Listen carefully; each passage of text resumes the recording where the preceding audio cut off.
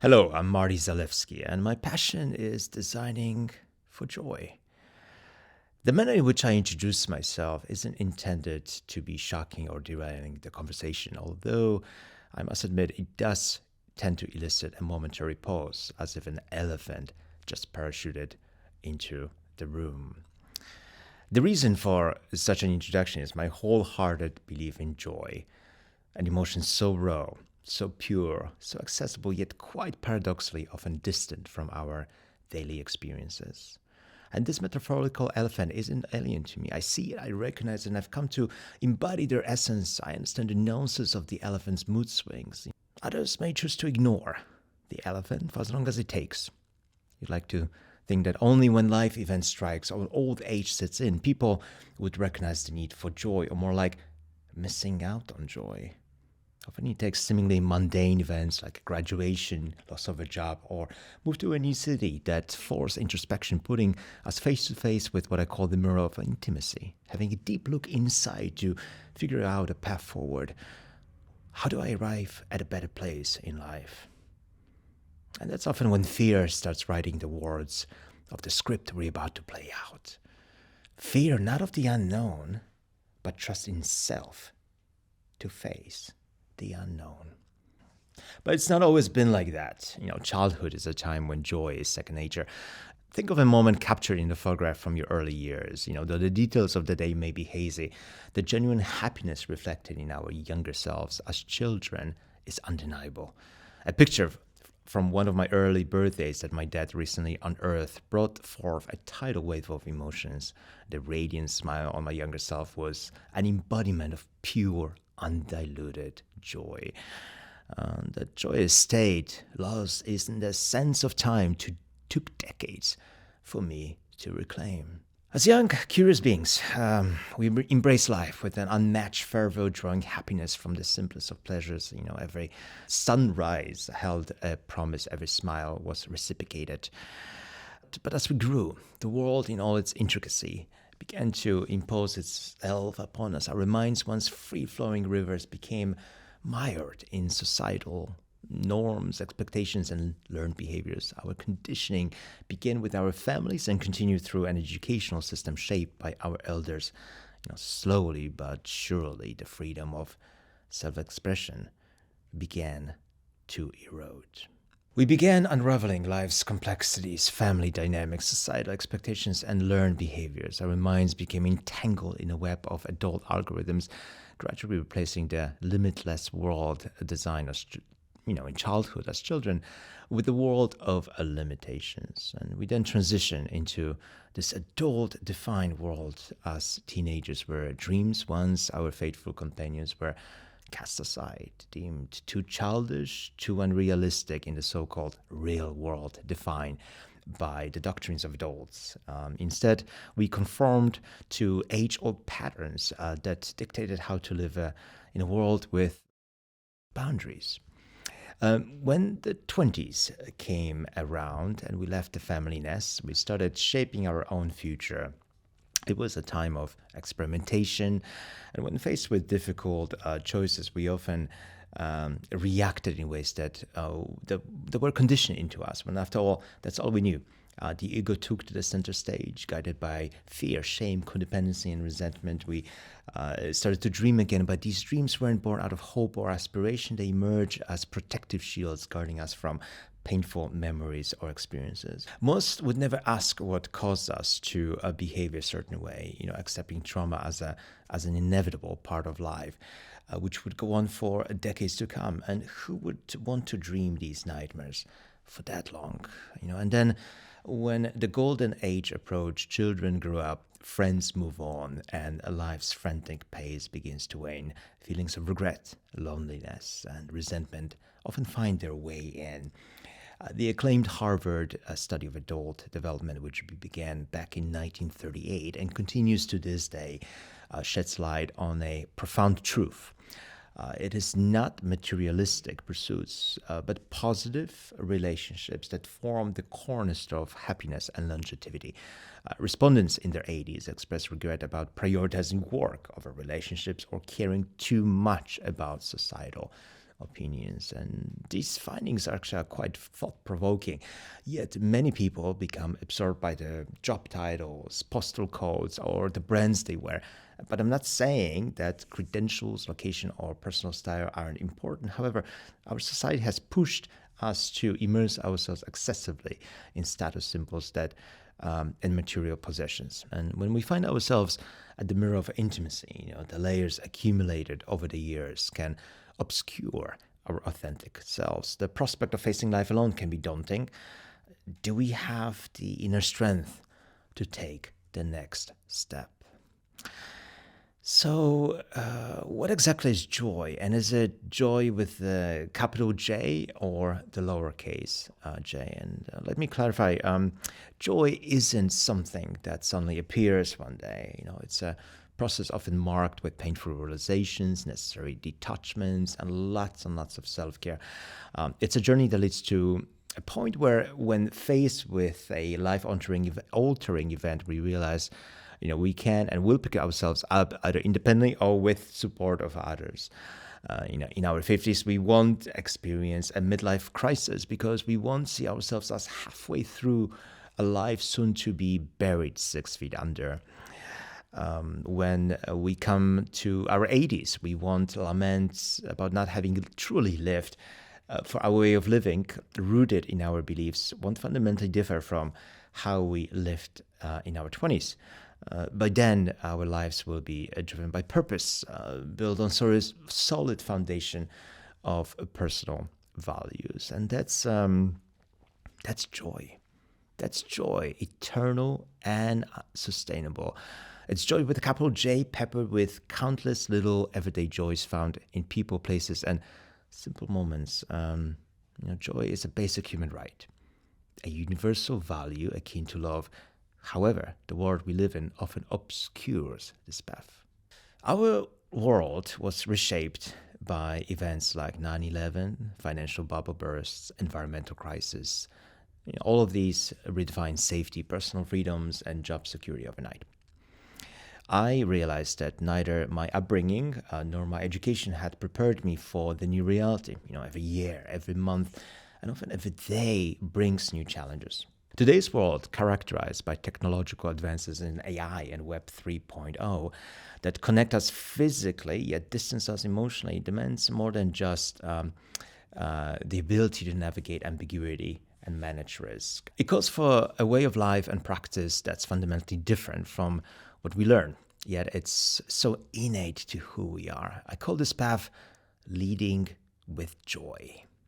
Leading with joy serves as a philosophy, a mindset, and a mindfulness practice created using human-centric design methods over 7 years of research into personal experiences, science, and spirituality, with each thought, element, and application explored and tested in real-life situations, from personal relationships to leading global teams. Leading with joy as a philosophy lets us see life through a holistic lens of one of the highest vibrations, attracting the universal truth to our lives that we are worthy of living a life full of joy. As we attain joy, we become truly whole. Our sense of worth will no longer be measured in material possessions, which will have enough, but in becoming leaders of people by virtue of service, helping others in their journeys to joy.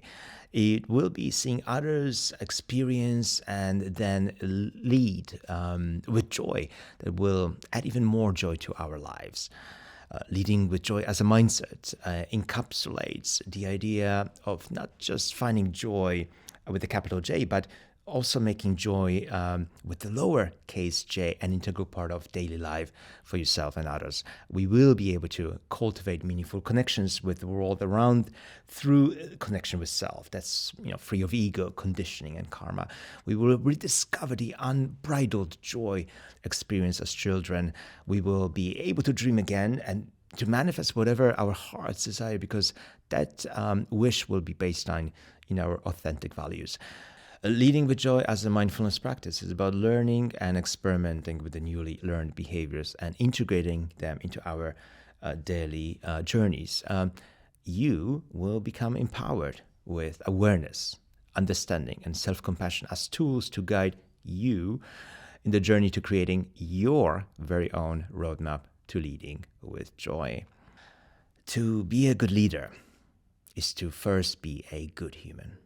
Let's think about it. To be a good leader, you must first be a good human. To lead with joy is a deeply personal story. It's a story of becoming a leader. First, a leader of self, then a leader of people by the virtue of who you will become. And that journey begins with becoming aware of our authentic self and the understanding of what is stopping us from living our dreams. Leading with joy has three keystones that connect and keep in place its principles: empathy, self-compassion, and experimentation. These are also the founding principles behind design thinking, which I consider the most innovative method in designing for better outcomes in the business world. And I applied design thinking to the design leading with joy, designing for better outcomes for our everyday personal life. It commences with empathy, and empathy engenders emotional awareness, allowing us to forge connection with ourselves and others who share similar life experiences and dreams. When I think about empathy, it allows me to connect with my pain points, to call out by the name the needs I am truly seeking to address. Next comes the understanding of what's stopping us from achieving a desired state. That's self-compassion. And that's when it comes into play. I like to practice self-compassion through rituals that bring my mind to a place of stillness in the present moment so that I can explore what is really happening. For example, I find morning rituals like meditation, journaling, or completing simple tasks to be especially powerful in the process, because that's when I'm least influenced by the commitments and noise of the day that's yet to unfold.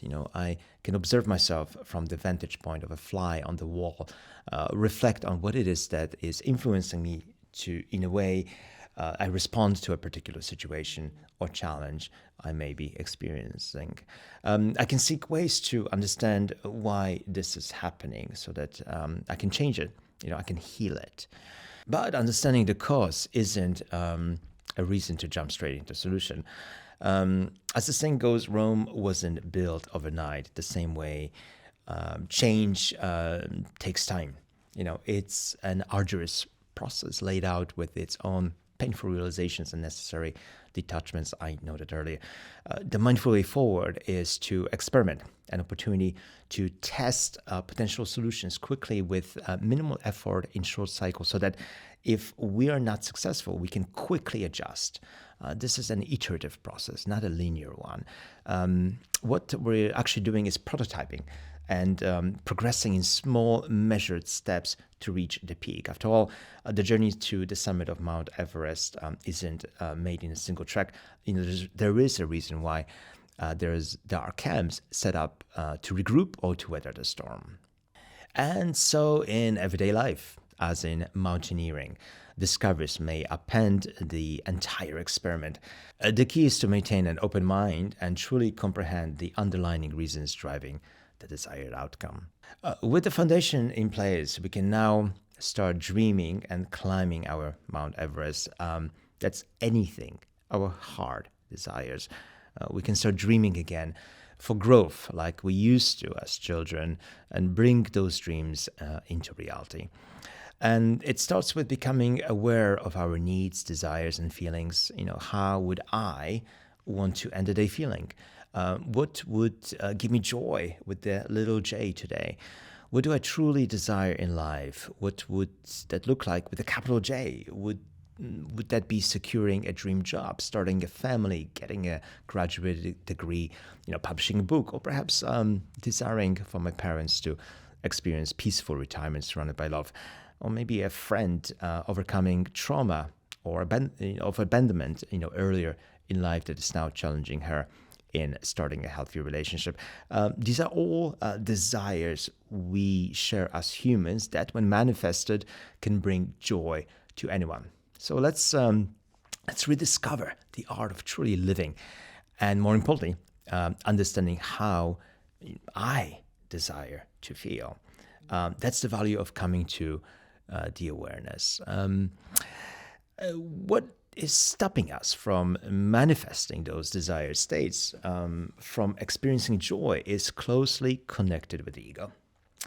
The ego has its roots in the conditioning that we soaked up as children, influenced by our family's behaviors, which in turn was influenced by the cultural, political, economic, or other conditions, together with whatever is passed on generation to generation. And this concept is fundamental to the understanding why we are the way we are. And what do I mean by this? How I respond to life today is often linked to the environment in which I was brought up, conditioned into my synaptic system.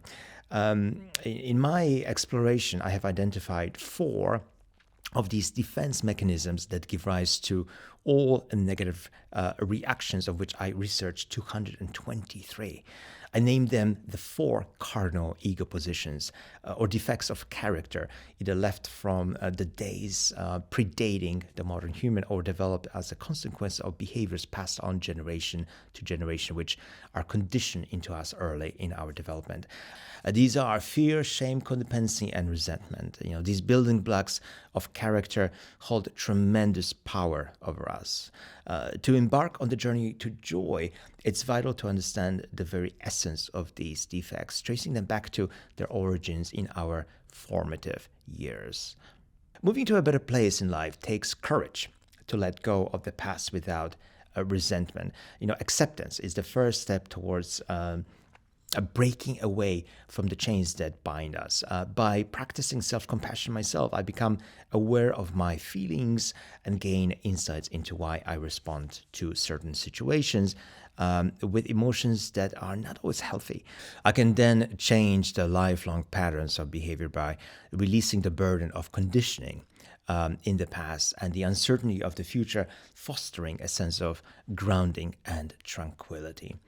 This can be achieved through self-acceptance of the here and now, acknowledging my imperfections, releasing self-criticism, and fostering a kinder relationship with self. Surrendering to life's natural flow that can significantly impact my psychological resilience and overall happiness. Letting go to liberate myself from dwelling on the past or anxiously anticipating the future. And here's a hint: we cannot control time. And nurturing the soul, by letting go of self-criticism and embracing self-compassion in my self-care routine, I nurture my soul and cultivate a loving and supportive relationship with the self that will truly feel like freedom. And with it comes the opportunity to bring our dreams into reality. But we need to be equipped with the right tools. And for that, I designed the 6 principles of mindfulness to empower us to achieve just that. Authenticity is the cornerstone of a genuine and meaningful existence. It's the power to be true to self, unfiltered and unmasked, even in a world that often expects conformity. In my personal journey, I discovered that authenticity goes beyond surface level expressions. It dives into the depths of my core values, beliefs, and principles. It's a journey of self-discovery, peeling away the societal conditioning to reveal my authentic self, the real me. This authenticity not only deepens my connection with others, but also serves as an inspiration for them to embark on their own path of self-realization. It fosters profound and intimate relationships where masks are shed, vulnerability is embraced, and genuine connections are formed. Passion is next in line, and it is the driving force that propels us toward our deepest desires and aspirations, transcending mere enthusiasm to become a magnetic, compelling energy. It serves as the heart's cry fulfillment and the catalyst for personal transformation and positive change. Courage is an essential principle, third of the 6 principles of mindfulness, in the quest for joy and authentic living. Beyond mere fearlessness, it signifies the unwavering confidence to express one's authentic feelings, upholding justice, and engaging in difficult conversations with humility and compassion. Courage is the antidote to fear and can be summoned through curiosity, love, and wisdom. And this courageous approach liberates individuals from the shackles of past conditioning, fostering emotional fortitude, mental adaptability, and resilience in the face of adversity. It's the driving force to embrace life's journey fully, replacing the fear of failure with a thirst for learning and bridging the gap between current and desired emotional states, all while progressing towards joy. Gratitude, the fourth of the 6 principles of mindfulness, emerges as a profound acknowledgement of the self. It represents the heartfelt recognition of one's own courage to embark on the path of authenticity and passion despite moments of doubt and relapse. And gratitude is born from self-compassion as we pause to reflect and learn from our experiences, recognizing the value of our efforts and those supporting us in laying out the foundation for a more authentic and fulfilling life.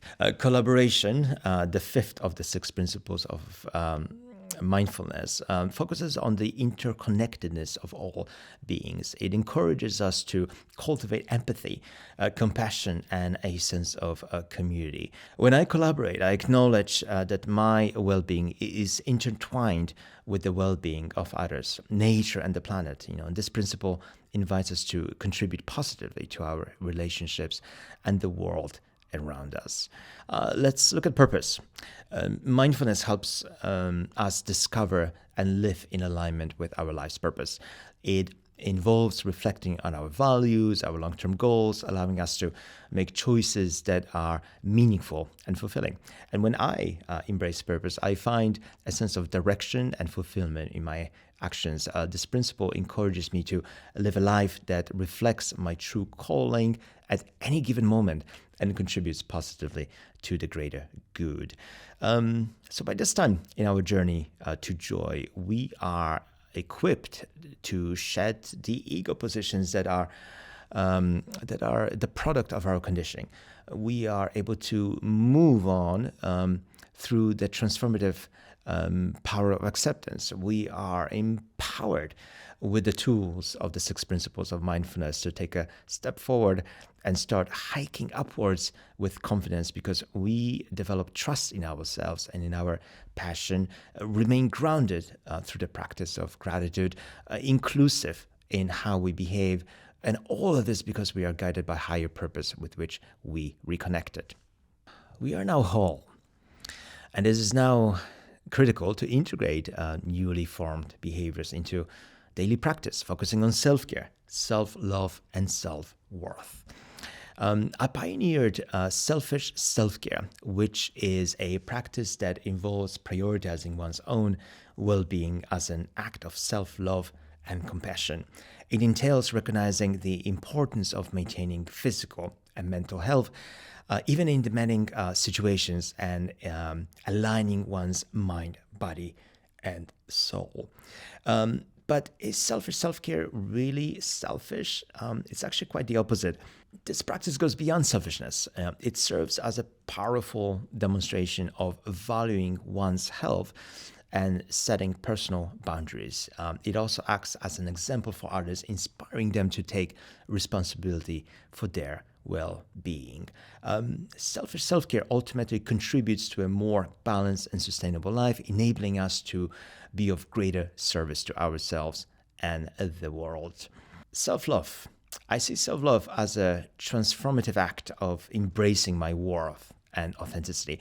It involves breaking free from the societal norms that dictate external validation and recognition as measures of self-worth. Remember Miley Cyrus's hit Flowers? Her song beautifully illustrates the concept of the importance of self-love. After seeking validation externally for too long, self-love entails celebrating one's uniqueness, acknowledging strengths and weaknesses without judgment, and practicing self-compassion. This profound act of self-acceptance and self-compassion is not selfish. Instead, it positively impacts all aspects of life, leading to inner peace and ultimately joy. And now we come to self-worth. But it's not about fame, but it's about the value we create in the lives of others. Genuine leaders are empathetic humans in service to humanity, not ego-driven celebrities. I became aware of the essence of self-worth when I accepted the invitation from a dear friend and former neighbor, Sister Patricia of Sisters of Mercy, a congregation of Catholic nuns who started many educational and healthcare facilities and are in service to those who are less fortunate. Much like leading with joy, the convent of St. Mary's in Birmingham isn't just a destination, it's a philosophy of contemplation and a path to action for selfless service in a desire to help others see and help them then attain what they themselves may not always be able to.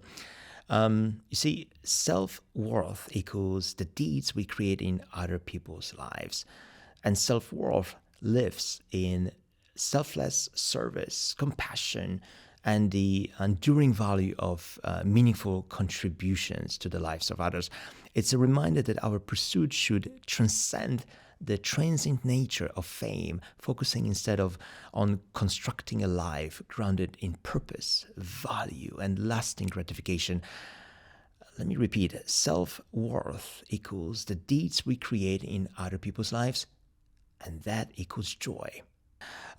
In this way, self-worth is deeply intertwined with service, and ultimately leads to joy as we leave a legacy of meaningful deeds and shared experiences, creating joy in our lives and then helping others achieve the same. And that's how to lead with joy. Thank you.